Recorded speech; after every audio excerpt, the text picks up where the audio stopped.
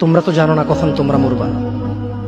শোনো, তুমি অপরাধ করিও যদি তোমার মনে হয় আল্লাহ তোমাকে দেখে না, তখন করিও। তুমি অপরাধ করিও যদি তোমার মনে হয় আল্লাহ তোমাকে জিজ্ঞেস করবে না, তুমি নিশ্চিত বেঁচে যাবা। তুমি অপরাধ করিও যদি তোমার মনে হয় যে আল্লাহ তোমার জন্য জাহান্নাম নির্ধারণ করবে, আর তুমি আল্লাহকে বলবা আল্লাহ আপনি বললেই হবে নাকি আমি জাহান্নামে যাব। যদি এই ক্ষমতার অধিকারী হও তাহলে তুমি অপরাধ করিও। তোমাকে বলি, মহিলা, মা, বোন, চাচা, চাচি, নামাজ ছাড়া মানুষ মুসলমান থাকে না। ওয়াল্লাহি আমি বলছি না কোথায় বাঁধবেন, তর্ক পরে। আমি বলছি আপনি নামাজটা স্টার্ট করেন। আমি বলছি না যে তারা ওই 20 রাকাত পড়বেন না 8 রাকাত পড়বেন। আমি বলছি যে আপনি পড়েন, 2 রাকাত হইলেও পড়েন। আমি বলছি যে আপনি ঈশার নামাজ 15 রাকাত দরকার নেই, আপনি শুধু 4 পড়েন। আমি কি বলছি সুন্নত বাদ দিতে?